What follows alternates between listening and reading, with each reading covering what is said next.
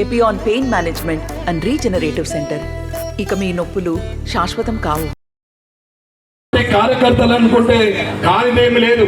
Bharatiya Janata party కార్యకర్తలు ఇద్దరు ముఖ్యమంత్రులను ఓడగొట్టారు. ఇప్పుడు హైదరాబాద్ లో అసదుద్దీన్ ఓడగొడతారు. ఇవాళ ఇక్కడ ఉన్న కిరణ్ కుమార్ రెడ్డి కూడా ఓడగొడతారు. ఇది నిజం. నర్సన్న సౌమ్యుడు, మంచివాడు, 10 మందికి ఉపయోగపడే వ్యక్తి. ప్రజల నుంచి డబ్బులు తీసుకునేవాడు రాజకీయ నాయకుడు, కానీ ప్రజలకు తిరిగి డబ్బులు ఇచ్చేవాడు ప్రజానాయకుడు. ఆ ప్రజానాయకుడే ఇవాళ బూర నర్సన్న అని చెప్తున్నా నేను. ఈ జనగణలో ఉన్నటువంటి వ్యాపారస్తులు అందరూ కూడా ఆలోచించుకోవాలా. మొన్న గెలిచినటువంటి ఎమ్మెల్యే గారు కానీ, లేకపోతే మొన్న తప్పుడు వాగ్దానాలు చేసి 6 హామీలు ఇచ్చి ఇవాళ ముఖ్యమంత్రి అయినా 3 అడుగుల ముఖ్యమంత్రి రేవంత్ రెడ్డి అయినా, పాత ముఖ్యమంత్రి బట్టపల్చడి ముఖ్యమంత్రి కేసీఆర్ అయినా, ఎవరైనా మోడీ గారి మీద అవాకులు చెవాకులు పేలితే చరిత్రలో కనిపించకుండా పోయినటువంటి పాత ముఖ్యమంత్రి గతే ఇప్పుడు ఉన్నటువంటి ఈ కొత్త ముఖ్యమంత్రి కూడా పడుతుంది. పెద్ద గుడ్డు ఇచ్చిరు, బీజేపీ ఏమి ఇచ్చిరు అని అంటున్నారు.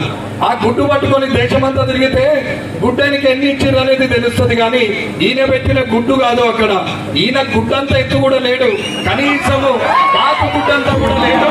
ఈయన గుడ్డు గురించి మాట్లాడు అన్నయ్య వల్ల గుడ్డు విలువ ఆయనకు తెలియనట్టున్నది.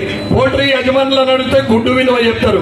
ఇవాళ ఎన్ని గుడ్లు ఎంత మందిని బతికిస్తున్నది, ఎన్ని గుడ్లు ఎన్ని కోళ్లను పెంచుతున్నది, ఇవాళ ఏం జరుగుతున్నది అని తెలుస్తుంది. ఆయన గుడ్డు మందం కూడా లేని ఒక ముఖ్యమంత్రి. కుర్చీకి సగం ఉంటాడు, భూమికి 3 ఫీట్లు ఉంటాడు. ఇవాళ ఆయన మాట్లాడతాడు మోడీ గారి గురించి, ఏమిచ్చిండు అని.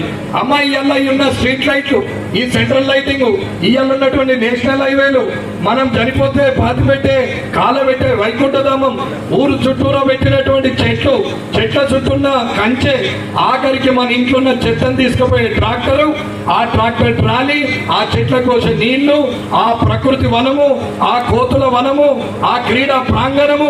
ఢిల్లీ ఎన్నికలు, మోడీ ఎన్నికల భాగంగా మనం నడిపడుతున్నా ఉన్నాం. ఈ విజయ సంకల్ప యాత్రకు ముఖ్య అతిథిగా విచ్చేసినటువంటి ఒక్క దెబ్బకు 2 సీఎంలు రాలినటువంటి మన ముఖ్య అతిథి ఎమ్మెల్యే గారు, డిప్యూటీ ఫ్లోర్ లీడర్, ఈ రోజు ఒక్క ఎన్నికతోని, ఒక్క గెలుపుతోని 100 గెలుపుల పేరు ప్రఖ్యాతులు తెచ్చుకున్నటువంటి కాడపల్లి వెంకటరమణారెడ్డి గారికి స్వాగతం, సుస్వాగతం చెప్పండి. ఒకప్పుడు మోడీ గారు లేనప్పుడు హిందువులు బొట్టు పెట్టుకోవాలంటే భయపడేది, సిగ్గుపడేది, నామోషిగా ఫీల్ అయ్యేది. కానీ ఈరోజు శివాజీ తిలకం పెట్టుకొని నయాం హిందూ అని చెప్పుకుంటున్నారంటే దానికి కారణం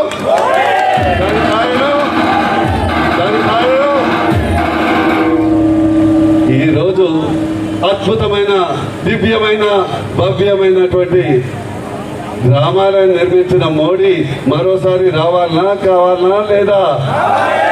సన్నుకులు మోడీ రావాలి. అదే విధంగా దుబాయ్ లాంటి ముస్లిం దేశాల్లో కూడా అద్భుతమైనటువంటి స్వామినారాయణ మందిరం నిర్మించిన ఘనత మోడీ వల్ల అయిందని నేను విజ్ఞప్తి చేస్తున్నాను. ఇకపోతే నా గురించి కూడా 2 మాటలు చెప్పాలి కదా అభ్యర్థి.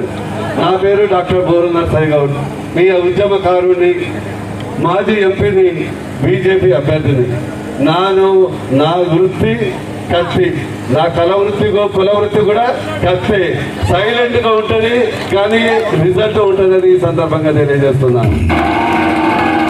ఈరోజు వృత్తి నన్ను ఎంపీ చేశారు.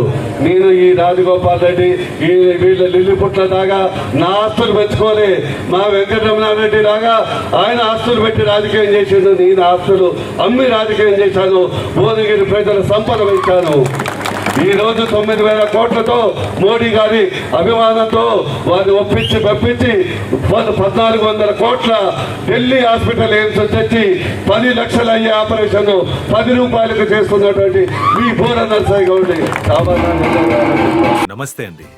ఇది వ్యాపారం గురించి కాదు, ఓటు గురించి. ఎన్నికల్లో ఓటు వేయడం మన హక్కు మాత్రమే కాదు, కర్తవ్యం. ఎంతో మంది మహా నేతలు శ్రమించి ప్రాణత్యాగం చేసి ఈ అవకాశాన్ని మనకిప్పించారు. అందరూ ఓటు వేద్దాం, ఎందుకంటే ఓటు హక్కు ఊరికే రాదు. నా ఓటు ఎవరికో తెలుసా?